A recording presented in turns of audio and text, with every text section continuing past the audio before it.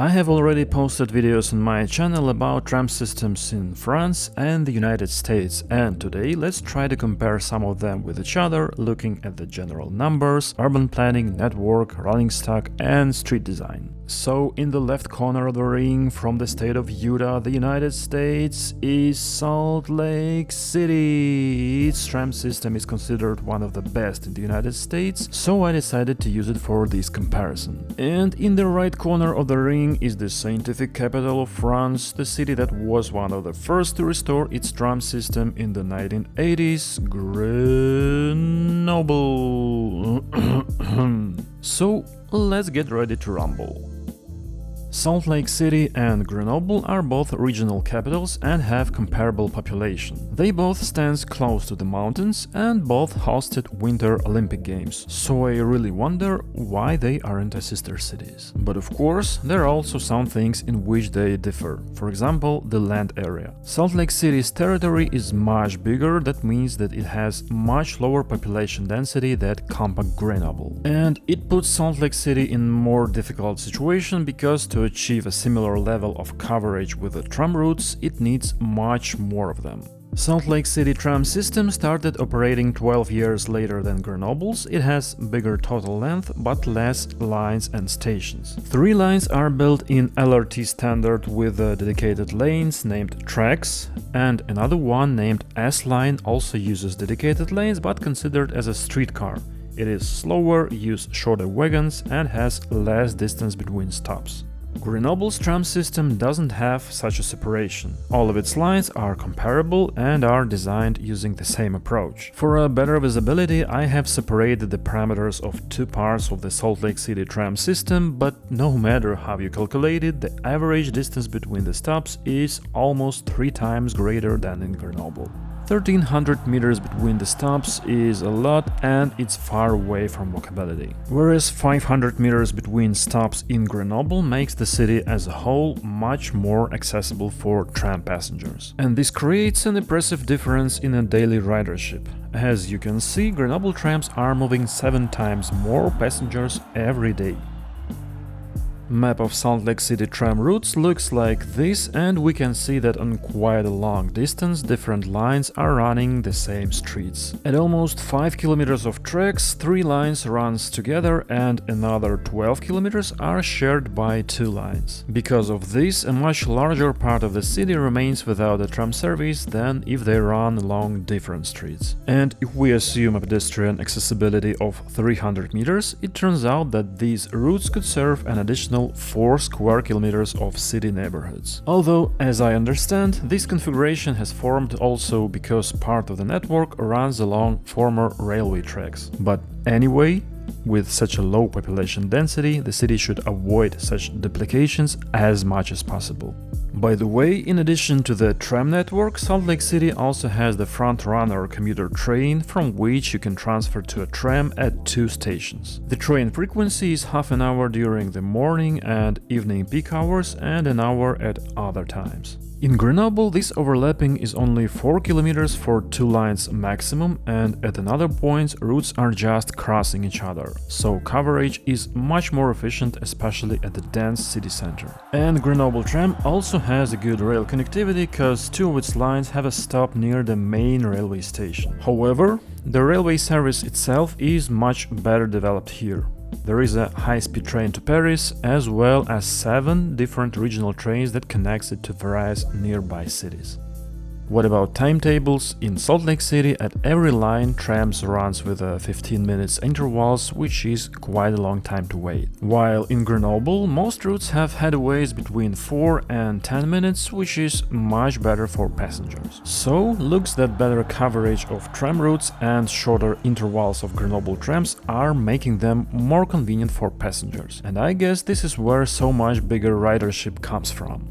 And now, let's talk about trams themselves. Salt Lake City uses two generations of wagons made by German Siemens. The older wagons Siemens SD 100-160 were made in 1990s. They are 25 meters long and can carry up to 190 passengers. An important point is that they are high floor and have steps at the entrance, so it's difficult to use them for wheelchair passengers. In general, there are 40 wagons of this generation in the city. Newer Siemens S70 has smoother forms and more pleasant design. They are 29 meters long, and what is more important, there is a low floor, so these wagons are accessible for passengers in wheelchairs. In general, Salt Lake City has 77 wagons of this type in operation.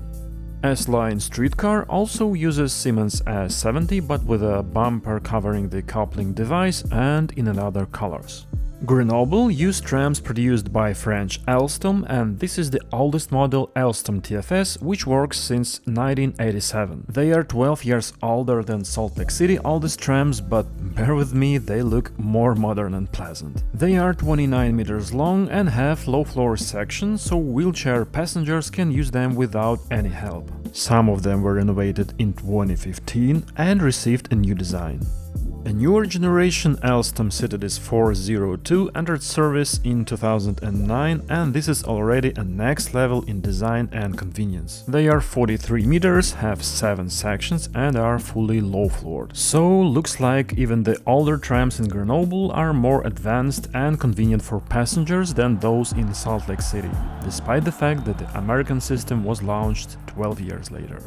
And now let's have a closer look at the street design. Here is the central main street of Salt Lake City, and it looks a little bit concrete, I would say. It is quite wide between the buildings, but there is so many different elements at the sidewalks and the central line that it feels very tight. There are lots of trees, and that's great, but all of them are planted in huge concrete boxes, which makes walkable part of sidewalk pretty narrow compared to its width.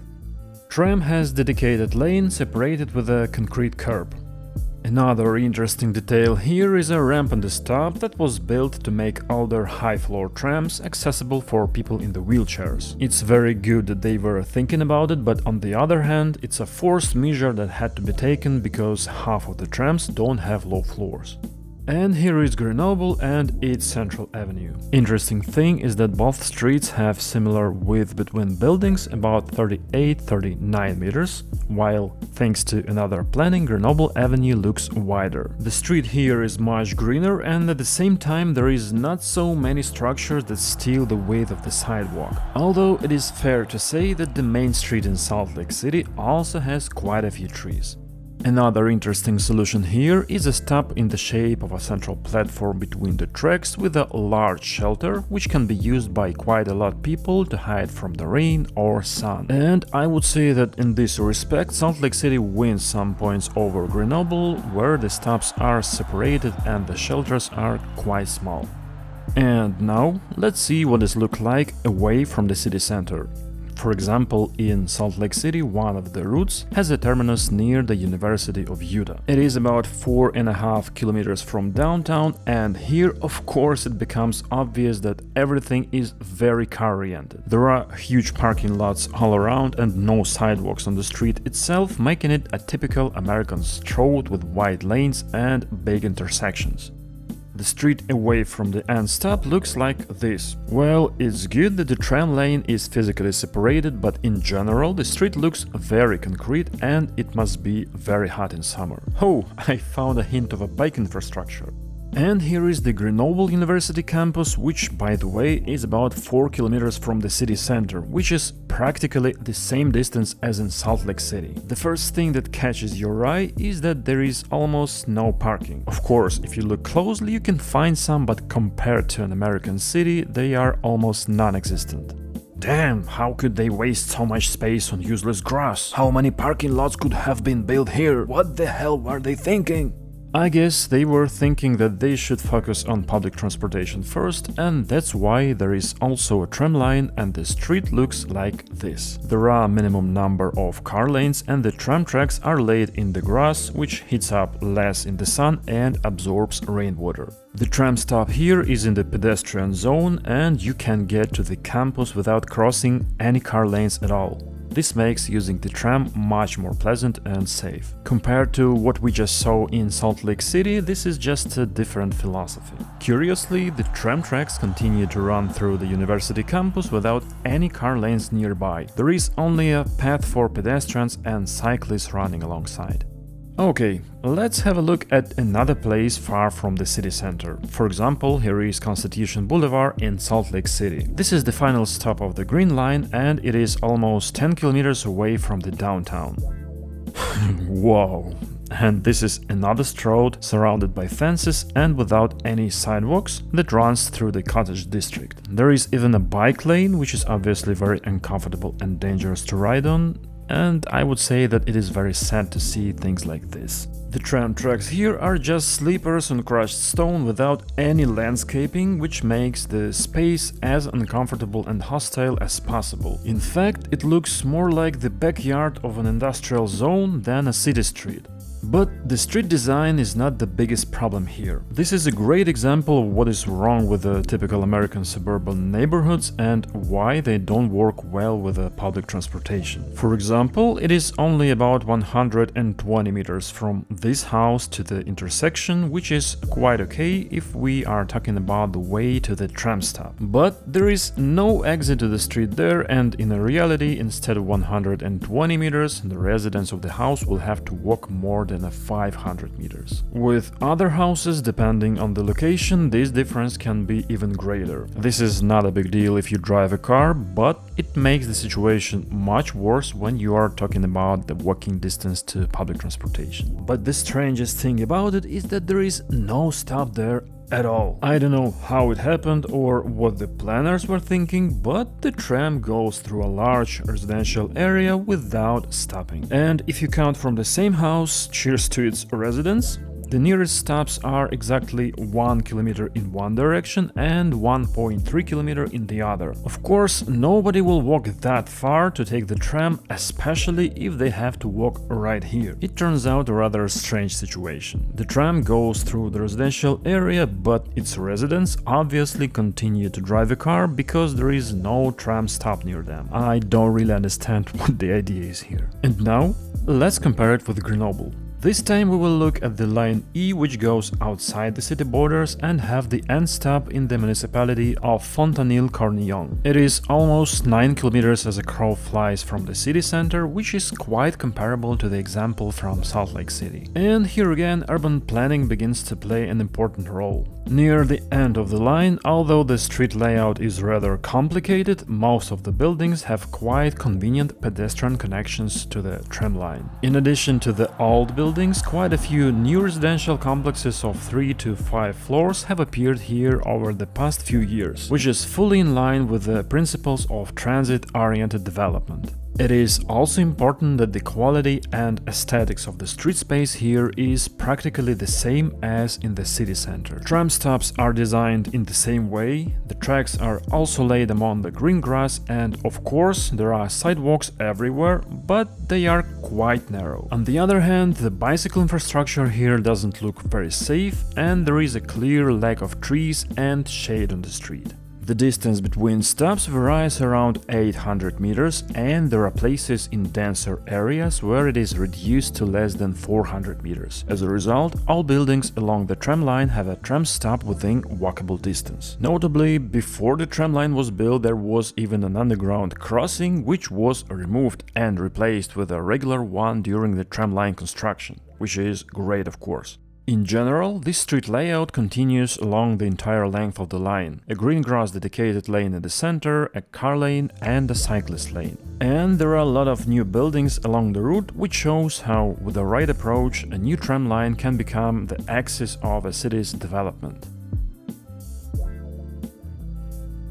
Well, as for me, the Grenoble tram is quite predictably beating the Salt Lake City tram in almost every aspect. But please don't get me wrong, I am not making this video to shame anyone, but to show them the direction to move in. Because in general, Salt Lake City has done a great job in terms of public transport development, and the fact that it can be compared with European analogs says a lot. but there is still a lot of things to improve. Development of high-quality public transport must come with the creation of walkable and comfortable environment for pedestrians. Because if you simply put the tram tracks in the middle of a busy highway without any sidewalks, it will not attract the large number of passengers. Much of this depends on urban planning and zoning, and it is often very difficult to make such changes. But it is crucial to improve the pedestrian connectivity of the environment as much as possible, to arrange the convenient sidewalks where they don't exist and pedestrian crossings. And during the process, it is also worth making the streets greener and more attractive aesthetically by installing green tracks, planting trees and bushes wherever it's possible. It would be worth adding stops in places where there is too much distance between them to avoid situations where the tram passes by residential areas without stopping. And it's good to create new, denser and more multifunctional areas along the lines. This will bring new passengers to the tram and give depressed areas a development boost. I also think that it would be useful to somewhat disperse the tram routes in the city center and build tracks along the parallel streets so that different routes duplicate each other less and cover a larger area. At the same time, there should be convenient transfer hubs at the intersections of different lines. In addition to the better coverage, this will also improve the overall stability of the system, because if a problem occurs on one of the tram streets, it will not affect all routes but only a part of them.